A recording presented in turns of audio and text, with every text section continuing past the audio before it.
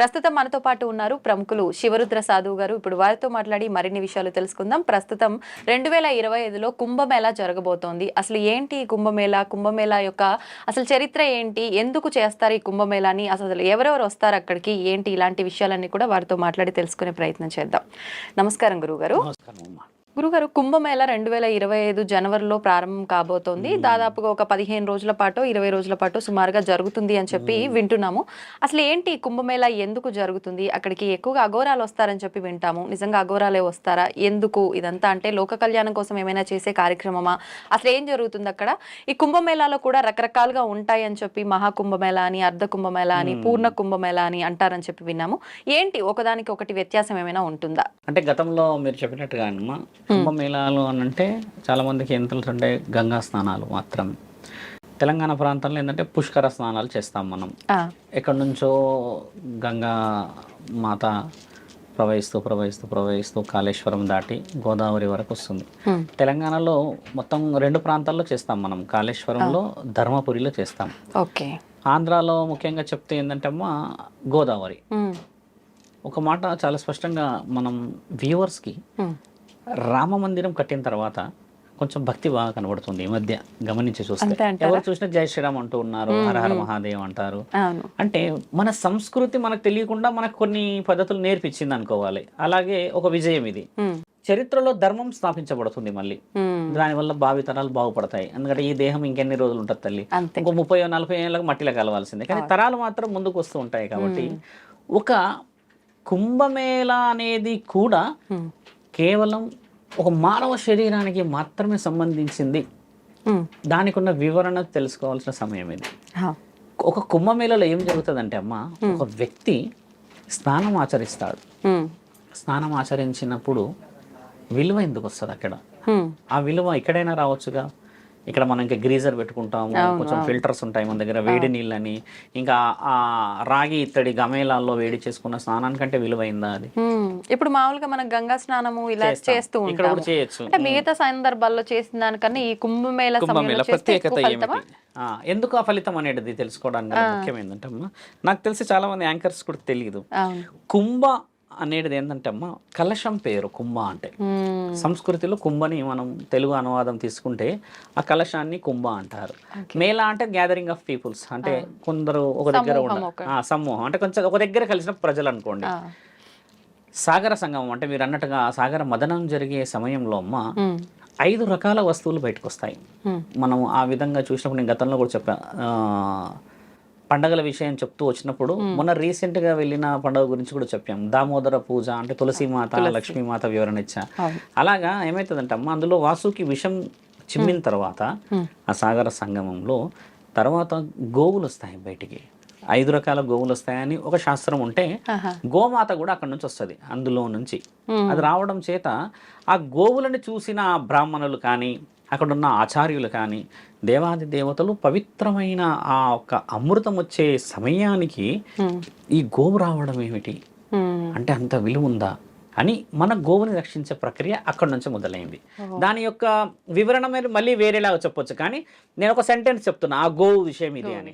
ఆ గోవు తర్వాత 188 వర్గాల వారు గోవుని వాళ్ళ యొక్క గోత్రం లాగా పెట్టుకున్నారు.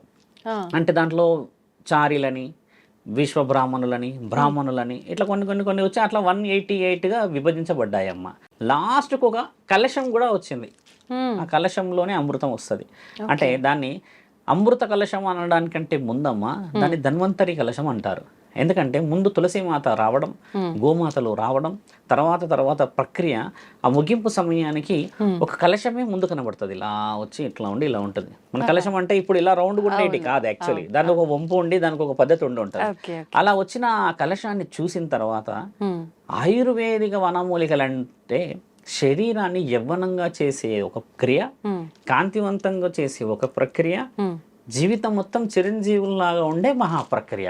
ఈ అమృతం తాగేది దానికే కదా, అంటే వాళ్ళు ఎప్పటికీ చావు లేకుండా ఉండడానికి.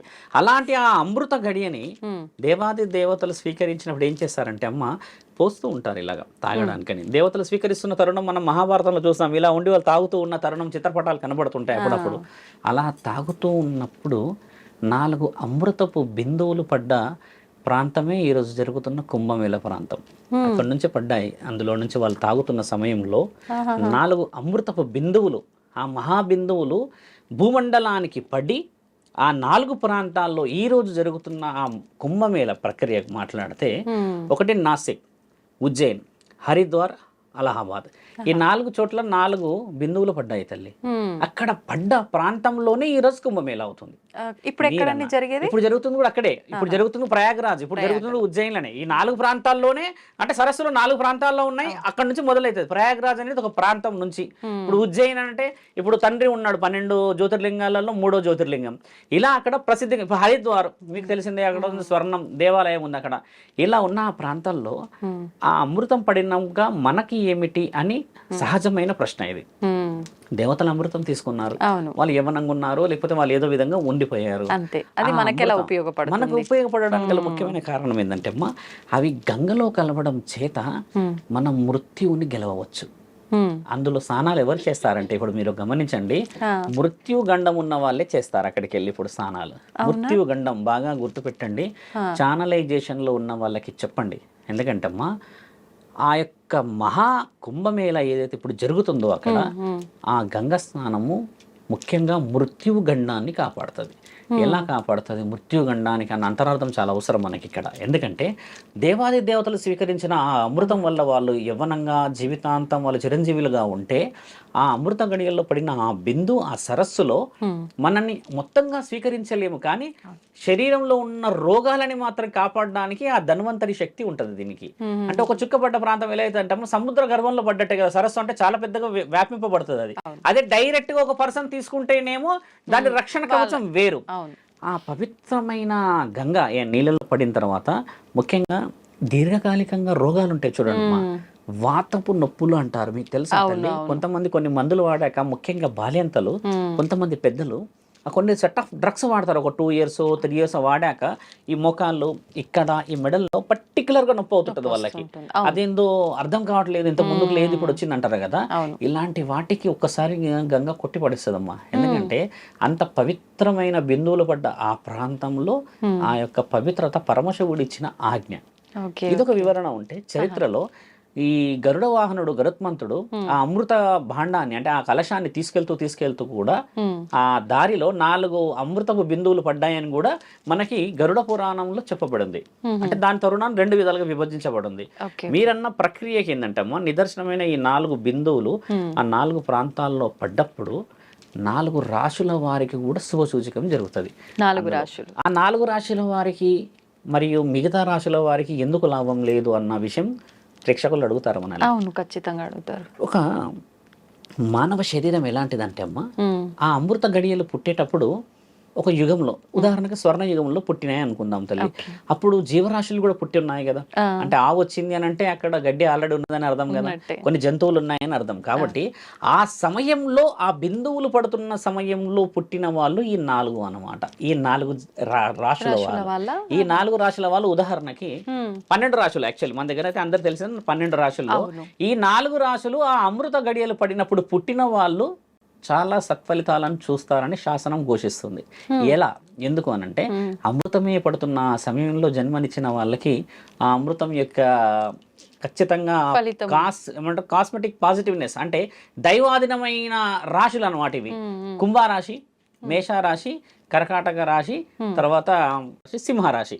ఈ 4 రాశుల వారికి పర్టికులర్గా బాగా జరుగుతుంది. ఎందుకు జరుగుతుంది గురువు గారు అంటే, ఆ అమృతం పడుతున్న సమయంలో వీళ్ళు భూమి మీద పడ్డారు కదా, ఈ పర్టికులర్గా జరుగుతుంది. మిగతా వాళ్ళకి కూడా జరగదు అనడానికి రాదు. మహాకుంభమేళ ఇప్పుడు జరిగేది కేవలం కుంభమేళ మాత్రమే, ఇది మహాకుంభమేళ కాదు. మహాకుంభమేళ వచ్చేసి 144 years కి జరుగుతుంది. అది 144 సంవత్సరాలకి ఈ మానవ శరీరం అయితే ఉండదు కదా.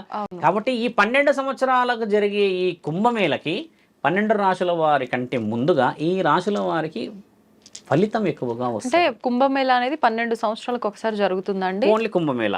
మహాకుంభమేళ 144 years కి ఒకసారి జరుగుతుంది. ఇప్పుడు 6 సంవత్సరాలకి జరిగేది ఏంటంటే అర్ధ కుంభమేళ, తర్వాత 3 సంవత్సరాలకి జరిగేది మేఘ కుంభమేళ, దాన్నే మగు కుంభమేళ అంటారు. 3, 6, 12, 144. మీరు అడిగిన ప్రశ్నలో ఎందుకు ఈ పరిపూర్ణమైన కుంభమేళ అసలు వివరణ ఏంది గురువు గారు అంటే, అమ్మా 144 years కి నక్షత్రాల ఆగమనం జరుగుతుంది పైన. ఈ మధ్య రీసెంట్ గా మనం ఒక మాట విన్నాం 4-5 మంత్స్ క్రితం అంటే ఆగమనం అంటే కొత్త నక్షత్రాలు ఏమైనా లేదు అంటే అవి ఏం చేస్తాయి అంటే అక్కడ ఉన్న స్థితిగతులు నక్షత్రాలు ఏదైతే పైన ఉంటాయంటే గ్రహణాల కలయిక జరుగుతుంది. కొన్ని ఎలా ఉంటాయంటే 12 సంవత్సరాలకి మొన్న ఒక ఇంటర్వ్యూ ఇచ్చాను నేను, 5 నక్షత్రాలు కలిస్తే పంచగ్రహ కూటమి గురించి అని మాట్లాడాను. అలాగే 2 గ్రహాలు కలిసింది 3 గ్రహాలు కలిసినవి కూడా ఉంటాయి. యాక్చువల్లీ ఇవి ఏం చేస్తాయి, గ్రహాలు కలుస్తాయా గురువు గారు అన్నప్పుడు నేనేమన్నంటే అమ్మ గ్రహాలు వచ్చి కలవవు, ఒక గ్రహాన్ని ఇంకొక గ్రహం దాటుతుంది తల్లి, దాటినప్పుడు ఫ్రీజ్ అయి ఉన్న సమయం ఎవరైతే చనిపోతారో వారికి కూడా బ్రతికే అవకాశం ఉంటుందని నేను ఇంటర్వ్యూ ఇచ్చా. ఎలా గురువు గారు అంటే లైవ్ ఎగ్జాంపుల్, కోమాలో ఉన్న వాళ్ళు చాలా మంది ఆ సమయానికి బతకవచ్చు, ఎందుకంటే అది పాజిటివ్గా వస్తుంది అనమాట.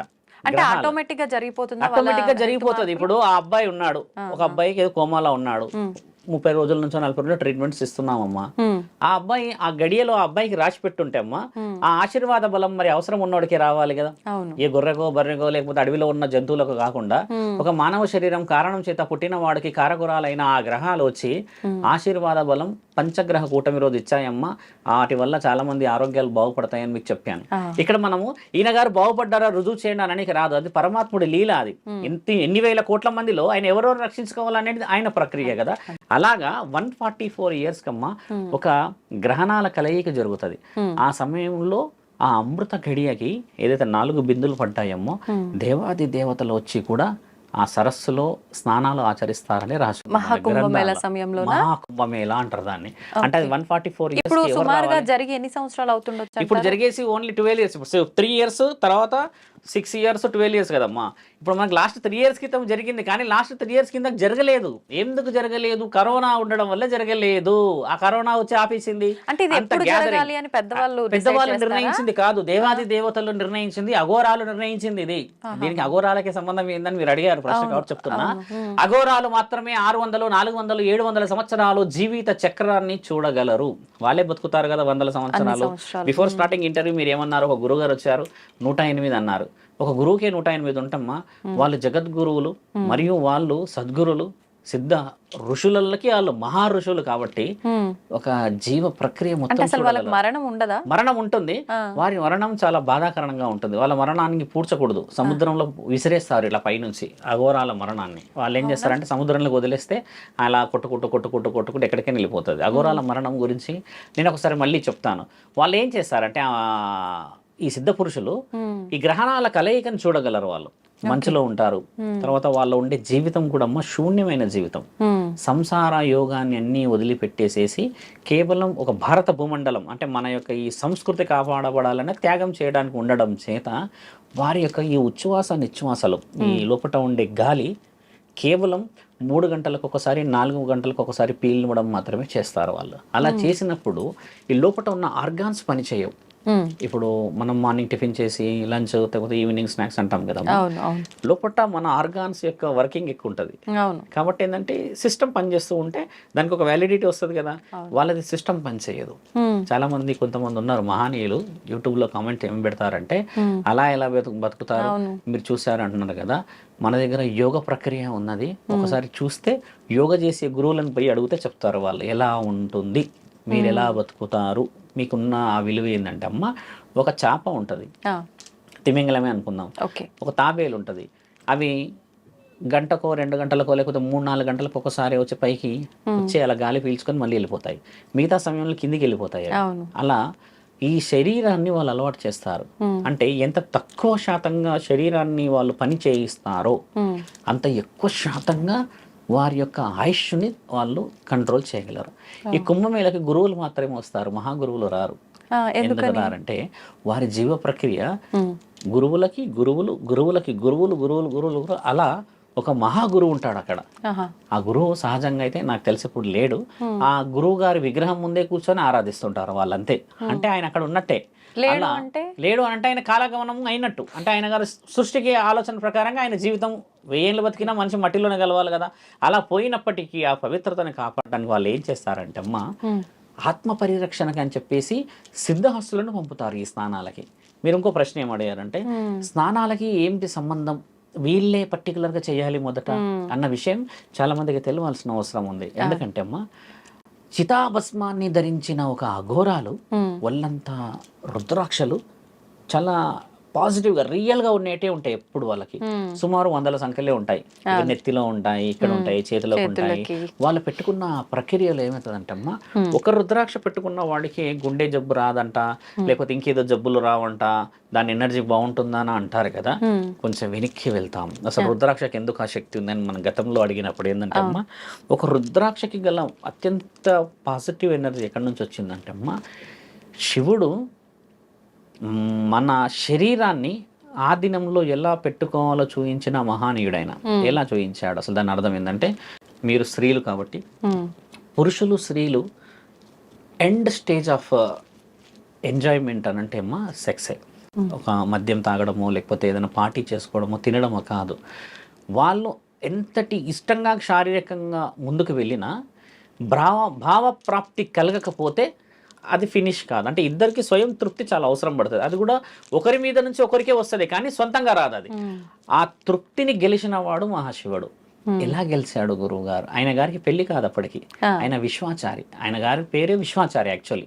తర్వాత దేవత మన పార్వతీమాతను పెళ్లి చేసుకున్న తర్వాత ఆయన కొన్ని రాక్షసుల సంహారణకి ఆయన ఆ విధంగా పోవాల్సిన ప్రక్రియ ఏర్పడింది. ఆయన గారు ఏం చేశారంటే అమ్మ, ఒక మానవ శరీరం అంటే ఒక ముఖ్యమైన స్థితి ఎక్కడ కోల్పోతుందో కనిపెట్టాడు శివుడు. అది శరీరంలో నుంచి వీర్యం స్ఖలనం జరిగిన తర్వాత ఆయుష్ తగ్గుతుందని ఒకటి, ఎనర్జీ తగ్గుతుందని ఒకటి, కదా కొంచెం ఏదో విధంగా అయితే డిఫెక్టివ్ కనబడుతున్నదని కనిపెట్టి, ఆ భావప్రాప్తి లేకుంటే మరి సంసార యోగం లేదు. ఇదైతే సహజంగా జరిగేదిగా తల్లి. తండ్రి ఏం చేశాడంటే, మరి విశ్వాచారి ఆయన, ఇప్పుడు ఆయనకి కామ కోరికతోని ముందుకు వెళ్తే మరి ఇప్పుడు ఆయన వీర్యానికి సంబంధించిన పని ఎక్కడికి పెట్టాలి? కాబట్టి ఏం చేస్తాడంటే అమ్మా, ఏదైతే అనుభూతిని అత్యంత విలువతో కోల్పోకుండా ఆయన గారు దాన్ని వెనక్కి మలిచాడు. ఇలాగా ఆ వీర్యాన్ని మళ్ళీ శరీరంలో రివర్స్ చేశాడు. 9 చక్రాలు కనబడతాయా ఇలా కూర్చున్నప్పుడు శివుడు వెనకాల, ఆయన కింది నుంచి పైకి తీసుకెళ్తాడు వాటిని మళ్ళీ. అలా శివుడిది విషయం చెప్తున్నప్పుడు ఈ 9 గ్రహాలు చూపిస్తారు వెనక, 1 2 3 4 ఇట్లా 9.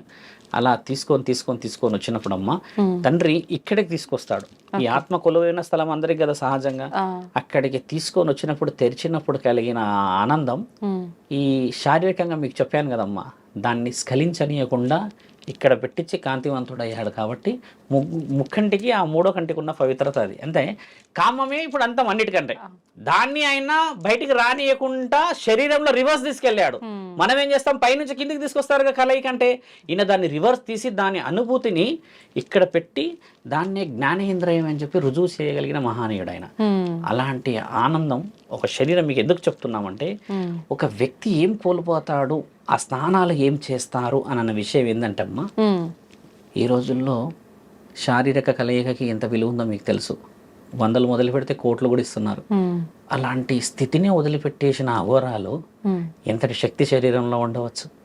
రుద్రాక్షలు వేసుకున్న వాళ్ళకి ఏముండొచ్చు అంటే, తండ్రి ఇక్కడ నుంచి మొదట పడిన అక్షు రుద్రాక్ష. ఈ అక్ష ఎడబడ్డదంటే ద్రాక్షారామంలో దక్షుడు చేస్తున్న మహా యాగంలో తల్లి పార్వతి అని పిలిచినప్పుడు ఇక్కడ నుంచి పడ్డది. ఇక్కడ నుంచి ఏడవలేడు తండ్రి, ఇక్కడ నుంచి పడిన మూడో కన్ను నుంచి పడడం చేత దానికి శక్తి ఎలా వచ్చింది గురువు గారు అని గతంలో మీరు అడిగారు కదా.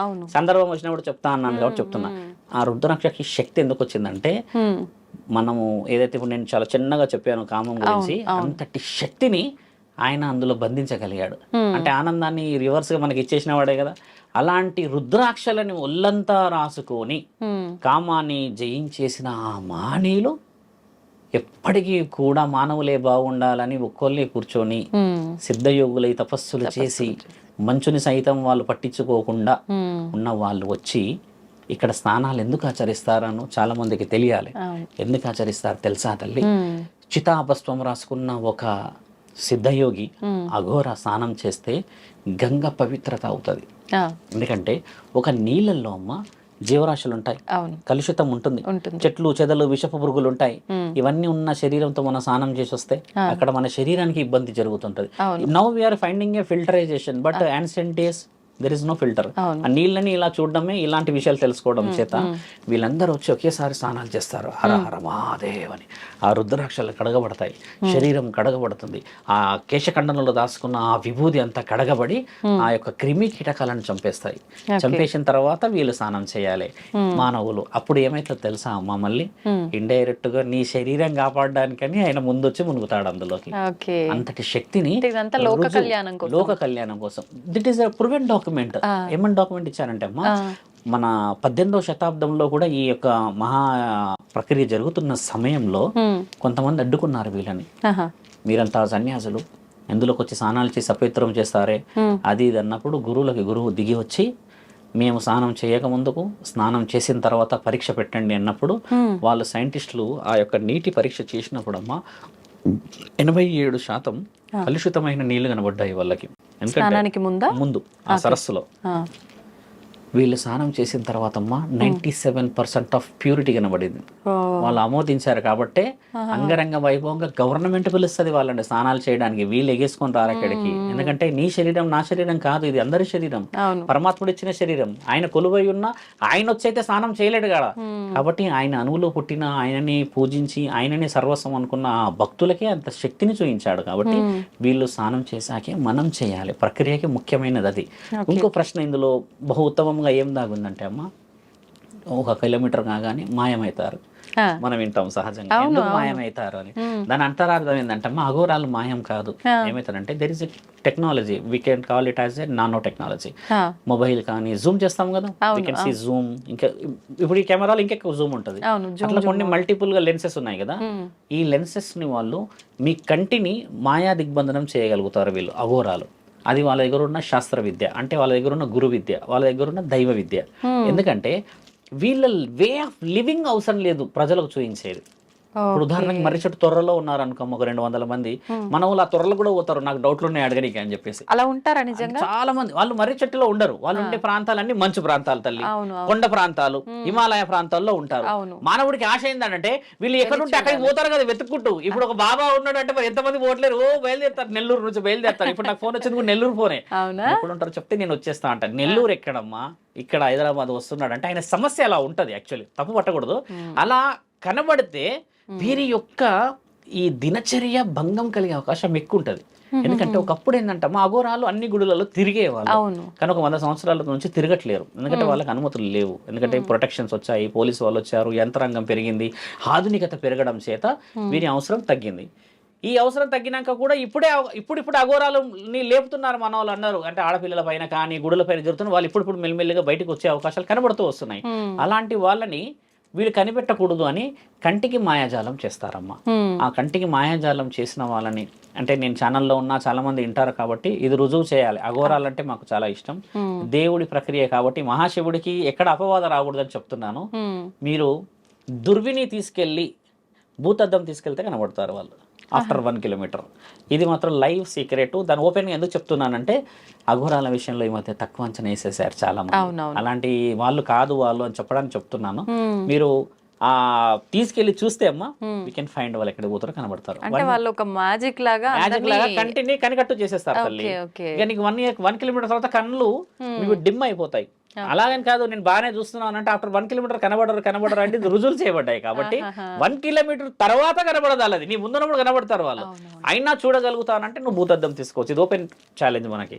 అది తీసుకున్నప్పుడు కూడా వారి రహస్యాన్ని తెలుసుకోవాల్సిన అవసరం లేదమ్మా. ఇప్పుడు ఇక్కడ ఓన్లీ అఘోరాలేనా, నాగసాధువులు వీళ్ళంతా కూడా వస్తారా? మొత్తం 15 అఖాడాల నుంచి వస్తారు తల్లి. 15 అఖాడాలు 15.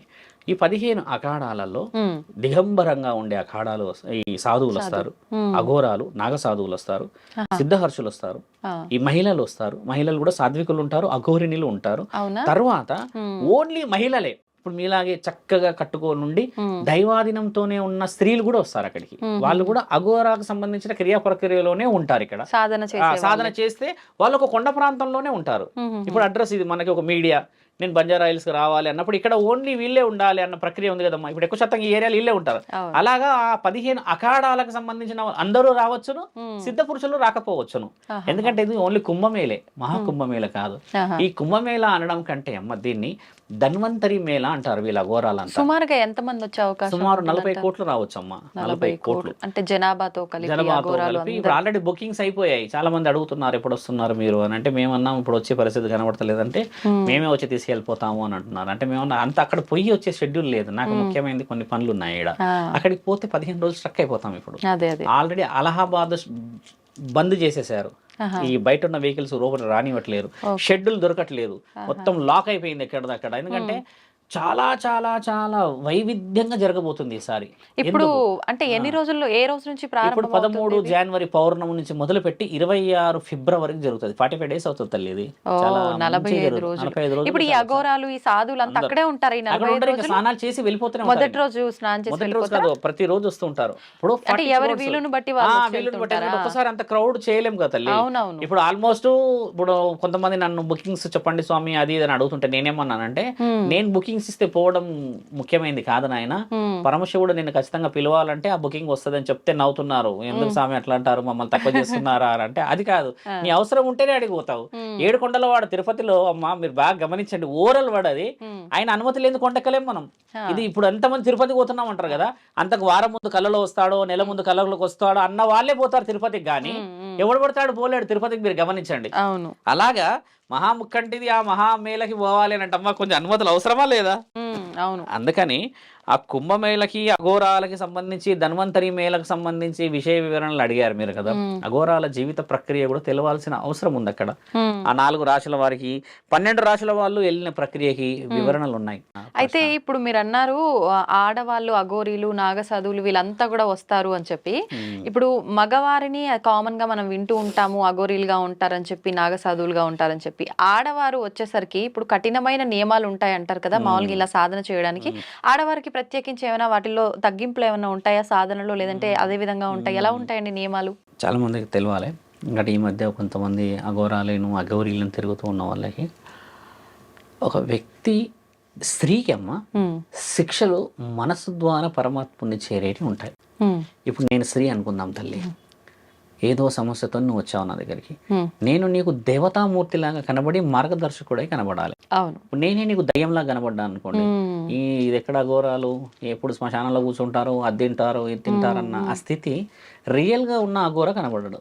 ఆయన కనబడి ఆ స్థితి మొదట శివలింగం కనబడి అక్కడ నుంచి కొన్ని పువ్వులు, కొన్ని చితాభస్మాలకు రుద్రాక్షలన్నీ కనబడిన తర్వాత నువ్వు అలా కూర్చోగానే నువ్వు ఏ సమస్యతో వచ్చావో కనిపెట్టేస్తారు వాళ్ళు.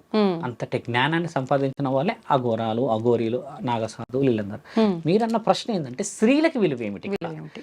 కొంతమంది స్త్రీలు ఏం చేస్తారంటమ్మా, కారణ జన్మలై పుట్టి ఉంటారు. కొంతమంది స్త్రీలు జీవితంలో కొన్ని కారణాలను గెలవలేక సాధకులై వెళ్ళిపోతారు కదా, వారికి ఇచ్చే విలువ ఏంటంటే అక్కడ శిక్షలు అనేది ఒకప్పుడు 100 సంవత్సరాల క్రితం కర్రసాము, కత్తిసాము, తర్వాత యుద్ధం ఎలా చేయించి మనం రక్షించుకోవాలన్న ప్రక్రియ నేర్పించేవాళ్ళు స్త్రీలకు కూడా. 100 సంవత్సరాల క్రితం స్త్రీ పురుషులను అమ్మ యుద్ధంలో గుర్తుపట్టకపోయేవాళ్ళు. ఇద్దరికి సేమ్ అదే ఉంటుండే, సేమ్ అదే పాగా, అదే వెపన్స్, అదే వీటి ఉంటుండే, నువ్వా నేనా అన్నట్టుండే. ఇప్పుడు స్త్రీలది అలాగా లేదు తల్లి, కొంచెం తగ్గింది. ఎలాగైనా సరే మీరు స్త్రీని గుర్తుపట్టవచ్చు ఇప్పుడు, ఒకప్పుడు అలా లేకుండే. కాబట్టి ఇప్పుడు వాళ్ళకి ఏం నేర్పిస్తారంటే ఇప్పుడు శాంతి హోమాలు నేర్పిస్తారు. అంటే మీరు అన్నారు ఇందాక లోక కళ్యాణం అంటే, లోక కళ్యాణం ఒక హోమం చేసిన వాడు కూడా చేసినట్టే తల్లి. అక్కడ నుంచి ప్రతిరోజు వాళ్ళు వెలిగించి హోమాలు చేసి కొన్ని ప్రక్రియలు, కొన్ని శుద్ధ శక్తులు ఉంటాయి, కొన్ని వచ్చేసి దుష్ట శక్తులు ఉంటాయి. శుద్ధ శక్తులు అంటే ఏంటంటే అమ్మ, నీ కులదైవం నిన్ను కొంటె చూపు చూయించి నేనెవరో తెలుసుకోవాలి, నా విలువను కోల్పోయేలా చేసావని చెప్పినప్పుడు ఈ విషయాన్ని నిజంగా చెప్పగలుగుతారు వీళ్ళు. కొన్ని దుష్ట శక్తులు ఉంటాయి, నిన్ను పాడు చేస్తారు. నీ భర్తే కానీ ఇంట్లో కానీ ఏదన్నా అక్షుద్ర ప్రయోగాలు చేశారనుకోమ్మా, దాన్ని కనిపెట్టేసి నిన్ను కాపాడిన వాళ్ళు కూడా వీళ్ళే. మగ పురుషులు ఏం చేస్తారు, ఆడవాళ్ళకంటే మగవాళ్ళకి కూడా సేమ్ శక్తులు ఉంటాయి. ఆడవాళ్ళదే మీకు ఎందుకు చెప్తున్నా అంటే అమ్మా, వాళ్ళు అక్కడ కూర్చొని చేసే పని అదే అని చెప్తున్నాను. అక్కడ వాళ్ళు బయటకు వచ్చేసి త్రిశూలాలు పట్టేసుకుని వాణ్ణి పొడి చేస్తా వీని పొడి చేస్తా అనేది లేదు. ఇప్పుడు మగవాళ్ళు ఇప్పటికీ కూడా ఏదన్నా సందర్భం ఏర్పడితే ముందుకు రావచ్చేమో, ఆడవాళ్ళకి లేదు. ఇప్పుడు ఒక విధంగా చూస్తే స్త్రీకి సమాజంలో అర్హత లేదమ్మా అఘోరీలు రావడానికని. పురుషులకే అర్హత లేదు సమాజంలోకి రావడానికి, అఘోరాలకి. ఆహా. దిగంబర అఖాడ అని ఒకటి ఉంది తల్లి. పురుషులు నగ్నంగా ఉంటారు అక్కడ. చాలా మంది అడిగారు కదా అఘోరాలు నగ్నంగా ఉంటారు కదా, వాళ్ళు దిగంబర అఖాడలో మాత్రమే ఉంటారు. వాళ్ళు అంటే వీళ్ళు ఖచ్చితంగా ఇంకా అసలు వస్త్రం ఉండదు, ఏముండదు, ఇంకా వాళ్ళు లోపటే ఉంటారు, బయట ఉండరు. ఇక మామూలుగా జనసంచారంలోకి రావాల్సి వస్తే వాళ్ళు రావడానికి అవకాశం ఉండదు. ఇంకా వాళ్ళు రావాల్సి వస్తే కాషాయం షాలు వేసుకొని రుద్రాక్షలు వేసుకొని రావాలి. ఆ నియమం తప్పకూడదు. స్త్రీలకైతే దుస్తులు 8 ముడుల దుస్తులు ఉంటాయి తల్లి. 8 ముడులు బాగా గమనించాలి. ఇప్పుడు ఒక చీర ఇలా ఉంటుంది. ఈ చీరని ఏంటంటే మొత్తం కట్టుకొస్తారు. ఇలా కట్టుకొచ్చి దీనికి రక్షణగా పైన నుంచి ఇక్కడ కింది వరకు 8 ముడులు ఉంటాయి. ఇప్పుడు మనం కొంతమంది బామ్మలను చూస్తాం, ఈ నెల్లూరు ప్రాంతంలో నాకు తెలిసి ఎక్కువ ఉంటారు. ఒకే చీర ఉంటుంది వాళ్ళకి, జాకెట్ ఈ బ్లౌజ్ ఉండదు, దాన్నే ఇలా చుట్టేస్తారు వాళ్ళు. చుట్టి అదే మళ్ళీ పైకి వచ్చి ఇలా కొంగై ఉంటుంది, ఇలా చుట్టుకొని ఉంటారు వాళ్ళు. ఆ కింద నుంచి వెనుక ఇలా దోతిలాగా చెక్కుకొని ఉంటారు. మన ప్రాంతంలో అయితే తెలంగాణలో ఆదిలాబాదు, నిర్మల్ ప్రాంతంలో కనబడతారు.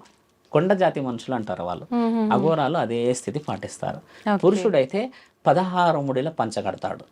అసలు దిగంబరంగా ఉండే అవకాశం ఎక్కడా లేదు స్త్రీలకి, అసలు లేనే లేదు.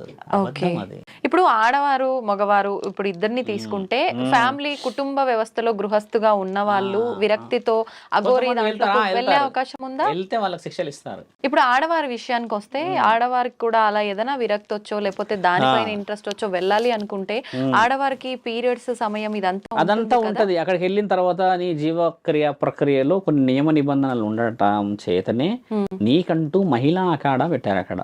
దాని పేరే మహిళా అఖాడా. నెలసరి వచ్చినా ఏది వచ్చినా నీకు సంబంధించిన ప్రాంతంలో నువ్వు ఏమైనా చేసుకోవచ్చు. గురు పర్యవేక్షణలో కూడా గురువు మహిళనే ఉంటుంది. ఇప్పుడు వీళ్ళు నిరంతరము తపస్సులు సాధనలు చేస్తారు కదా, అలాంటి సమయంలో కూడా వీళ్ళు చేస్తూ శాస్త్రం ఇతిహాస పురాణం ఎరిగిన సత్యం ఏంటంటే ఒక స్త్రీ ఎప్పటికైనా పుణ్యవతే. ధర్మంగా చెప్తాను నేను. నన్ను ఎవరు ఎంత పెద్ద ప్రశ్నకి ఎవరైనా అడిగినా నేను సిద్ధంగా ఉన్నాను. ఒక స్త్రీ పుణ్యవతి ఎలా అవుతుంది? ఒక స్త్రీ నెలసరి ఋతుచక్రం మోసినప్పుడు అపవిత్రాలు ఎలా అవుతుంది చెప్తే, వెరీ సింపుల్ లాంగ్వేజ్ చెప్పాలంటే 5 రోజుల రక్తస్రావం కనబడింది కాబట్టి మనం ఆవిడకు ఉంది కాబట్టి ఆవిడ అపవిత్రం అవుతుంది అని చెప్తాం. ఎందుకంటే అక్కడ కొన్ని జీవరాశులు అక్కడ పుడతాయి, అండాలు అంటారు స్త్రీలకి. అవి పుట్టి చనిపోవడం చేత బ్లీడింగ్ అవుతుంది. కాబట్టి ఏంటంటే ఆ ప్రక్రియ ద్వారా కొన్ని సంఘాల వారు ఒక మనిషి చనిపోవడం జరిగి అది రక్త రూపంలో బయటికి రావడం జరుగుతుందని అపవిత్రత అని కొన్ని సంఘాలు హెచ్చరిస్తున్నాయి. దాన్ని గౌరవించారు. స్త్రీలు ఎక్కడ తక్కువ చేయలేరు. అంటే కణాల కలయిక అంటారు అది. 5 రోజుల తర్వాత కడుపులో కణాలు ఉంటాయిగా, బయటికైతే రాదు. మరి ఆ స్త్రీ ఎలా అపవిత్రాలయ్యి ఒకటేసారి 5 రోజుల తర్వాత పవిత్రత అయ్యింది? కొంచెం డీప్గా ఆలోచించండి. 5 days బ్లీడింగ్ చూసిన తర్వాత 5th డే స్నానాలన్నీ ఆచరించిన తర్వాత ఆ స్త్రీ పవిత్రత ఎలా అయింది? ఆ శరీరంలోనే ఉంది కదా అది. కాబట్టి ఏంటంటే ఇది తెలుసుకోకుండా చాలామంది తప్పు చేస్తారు. నేనేమంటే అలా ఉన్న నా సొంత తల్లిలు, అక్కలు, చెల్లెలు అని ఎప్పుడు చెప్పుకున్న వాళ్ళందరూ కూడా పవిత్రమైన లేదు. నా భారత జాత స్త్రీ కాదు, మొత్తం స్త్రీయే పవిత్రమైన రాలు. ఎందుకంటే ఆ కణాలు కూడా ఒక జీవిని అబ్రబ్రహ్మలోకం నుంచి రప్పించడానికి పరమాత్ముడు ఇచ్చాడు. అపవిత్రం ఎలా అవుతుంది? ఇంతటి కండలు వేసుకొని ఇంత ఒళ్ళు బలిసి కనబడుతున్న మనందరము ఈరోజు 4 వేదాలు మంత్రాలు చదివేసి అమ్మనే తప్పు పట్టేసి అంత గుణగలమా? 9 నెలల రక్తాన్ని ఆపేసి నిన్ను పుట్టిస్తే ఈరోజు నువ్వు మిస్టర్ బిల్డర్ అని ఇలా పెట్టి ఆయన మెడల్ తెస్తున్నాడా? ఆ రోజు పాలు తాగకుండా అమ్మ నీకు కొద్దిగా తీసుకొచ్చి వేరేది ఏదైనా పెడితే చిన్న ఒక అది అంటారు కదమ్మా శనగలు, అది ఇట్లా వేసినా కూడా చనిపోతారు అంటారు. ఎందుకు వేయలేదు ఆ రోజు? ఏదో చేస్తావనంటే ఈ రోజు నువ్వు మగవాళ్ళు ఎక్కువ కొట్లాడతారు చూడండి ఈ రక్తస్రావం గురించి. ఏం తెలుసు వాడికి? ఎవడు వాడు తెలిసేది? నీ అమ్మ నిన్ను కనలేదా? 5 రోజులకే నువ్వు అపవిత్రం చేస్తున్నావు అనంటే అపవిత్రం కలడానికి విలువ ఏమిటి అసలు? దాని అర్హత ఏమిటి అసలు? నీకు ఏం తెలుసు ఆ విలువ? 5 రోజులు రక్తస్రావం ఉన్న నా తల్లి వడ్డించి పెడితే తింటున్నావుగా కూర్చొని ముద్దలు. మరి 3 సంవత్సరాలు ఉన్న పిల్లలకు తల్లి తినిపిస్తుంది కదా, మరి 2 సంవత్సరాలు ఉన్న పిల్లలకు తినిపిస్తుంది కదా. బూచోడు వస్తాడు, చందమామ వస్తాడని ఏ అపవిత్రం కాలేదా? ఆ ఊపిరి అపవిత్రం కాలేదా? ఆ దుస్తులు అపవిత్రం కాలేదా? ఆ పాలు ఆ రొమ్ము అపవిత్రం కాలేదా? ఎలా అపవిత్రం అవుతుంది? వండుతుందిగా, ఎలా అపవిత్రం అవుతుంది? తింటున్నావు కానీ అమ్మ పిండిన బట్టల్లోనే అన్నిట్లో పడుకుంటున్నావుగా. అపవిత్రం ఏం తెలుసా అమ్మ? నీ నాలుక. అలా అనకూడదు. ఎందుకంటావు నీవు? శాస్త్రం రాసిందా ఆడపిల్ల ఇలా అపవిత్రాలు అయిందని? శాస్త్రం ఏం రాసిందంటే గుడి పవిత్రమైనది కాబట్టి అమ్మా నీ జీవితంలో కొన్ని కణాల కలయిక వల్ల అవి మరణాలను సంభవించిన సమయంలో నీవు రాకూడదని రాస్తుంది అంతే. కానీ నీ శరీరం ద్వారా వచ్చేసి నువ్వు అపవిత్రాలు చేస్తే గుడి అపవిత్రం అని అనడానికి లేదు. పెళ్ళిళ్ళు గుడిలోనే అవుతుండే, డెలివరీస్ గుడిలోనే అవుతుండే, ఇప్పటికీ రాసింది గుడిలు కూడా రాసి ఉన్నాయి. పెద్ద పెద్ద గుడులు ఉన్నాయి ఇక్కడ మన దగ్గర, బయటికి వెళ్తలేవు కదమ్మా. కొన్ని సినిమాల్లో చూపిస్తారు, పోతూ పోతూ పోతూ ఆవిడ డెలివరీ సమయం వచ్చాక అందరు తీసుకెళ్లి గుడిలో కూర్చోబెడతారే. మరి ఆ దేవతకి తప్పుగా ఎలా తప్పు అవుతుంది చెప్పండి? అంటూ లేదు ముట్టు లేదు. ఓకే, ఇప్పుడు అంటూ ముట్టు అనేది మీరు అన్న విషయం చాలా పర్టికులర్గా అడిగారు. అంటూ అనేది ఖచ్చితంగా, ముట్టు అనేది ఖచ్చితంగా తప్పు అనేది ఎలా చెప్తారంటే, స్త్రీ మరి నా తల్లి నేను అపవిత్రురాలు అని చెప్పి రక్తాన్ని చూపిస్తుంది ఇక్కడ. మరి నువ్వు ఏం చూపిస్తున్నావు లోపల? నువ్వు కూడా అపవిత్రుడివే కదా. మరి ఒక గురువు మొన్న గొడవ కొడుతున్నాడు, ఏం తినుడయ్యా మీరు, ఏం తినుడయ్యా అంటున్నాడు. ఆయన మరి ఆయన వీడియో ఎవరు ఇన్నలేరు కాబట్టి ఆయన మొత్తుకుంటున్నాడు, మీరే తినేస్తారా అంటున్నాడు ఆయన. అంటే తినడం అనే ప్రయారిటీ ఆకలికి ధర్మంగా శాస్త్రం ఏం ఘోషిస్తుంది అని అంటే, ఇక్కడ మితమైన భోజనము అమితమైన భక్తి చేయలేని ఒక మాలాధారణ. అయ్యప్పకేసుకో, స్వామికేసుకో, ఏ స్వామికైనా శివుడికైనా వేసుకో, మనసు నిమగ్నం లేని నీ భక్తి, శరీర నిమగ్నం లేని నీ భక్తి ఎప్పటికైనా వృధానే. అయ్యప్ప విషయమే ఎందుకు చెప్తున్నామంటే, తండ్రికి 12 సంవత్సరాలు అక్కడ, ఆయన శరీరంలో వీర్యం ఉత్పత్తి కాదు అక్కడ. 16 సంవత్సరాలకి పురుషుడికి అవుతుంది, 12-13 సంవత్సరాలకి స్త్రీలకు అవుతుంది. అలా 16 సంవత్సరాలు కూడా ఆరలేని, అంటే ఈ వయసు పడలేని తండ్రి కాబట్టి వీర్యం ఉత్పత్తి శరీరంలో పురుషుడు కావద్దని రుజువు చేయొచ్చు ఉంది అక్కడ. ఇదైతే క్లారిటీగా ఉన్న ఆన్సరే కదా. అలా లేకుండా ఉన్నది అని అంటే, నా తల్లి అపవిత్రాలని చెప్పి నేను రుజువు చేస్తా. మరి నా తల్లికి అర్ధనారీశ్వరి తత్వాన్ని ఇచ్చిన నా తండ్రి ఎక్కడికి పోతాడు? పార్వతీమాత ఆ విధమైన స్థితి వచ్చినప్పుడు ఎక్కడికి పోవాలి? నా తల్లి గుండెలో పెట్టుకున్నాడుగా మహానీయుడు మహావిష్ణువు, నా తల్లి లక్ష్మీమాతని కమలం రూపాను. మరి ఆయన ఎక్కడికి పోవాలి? గుండె ఆగిపోవాలా 5 రోజులు? బ్రహ్మ నాలికపై పెట్టుకో రాస్తున్నాడే రాతలు. ఆ 5 రోజులు అయినా రాతలు రాయకుండా కూర్చుంటే మళ్ళీ మానవులు పుడతారా? సెకండ్కి ఎన్నో వందల మంది పుడుతున్నాగా, మరి ఎంతమందిని ఆపేసేయాలి? ఇదంతా మానవుల కల్పయితం. దీన్ని కల్పితం చేయడం వల్ల రక్షించబడితే మంచి తల్లి, శిక్షించబడుతున్నాం తల్లి. ఆడపిల్లల్ని దూషించడం ఇవన్నీ అంతర్యుద్ధం రాజ్యానికి మంచిది కాదమ్మా. రాజ్యం జెండా ఎగురుతుంది బాగానే, ఎగురుతుంది ఎటుగాలేసట్టు. ఆడపిల్లలు ఎంత బాధపడేది, చిన్నపిల్లలు పెద్ద మనుషులు బాధపడేది, అది ఒప్పుకోకూడదు. ఎప్పుడైనా ఇల్లు గెలవలేని సౌభాగ్యము ఊరు గెలుస్తామా అమ్మ? వీళ్ళు ఎలవాయ అన్నారా మన వాళ్ళు? నీ ఇంట్లోనే చక్కగా లేదు, పొద్దంత రాత్రి మీరు కూడా ఈయన వచ్చిండే మైక్ పట్టుకుని అంటారా? అనరా? అంటారు. అది కానియకూడదు అంటున్నాను. నిజంగా చాలా మంచి విషయాలు తెలియజేశారండి, ధన్యవాదాలు. ధర్మో రక్షతి రక్షతి.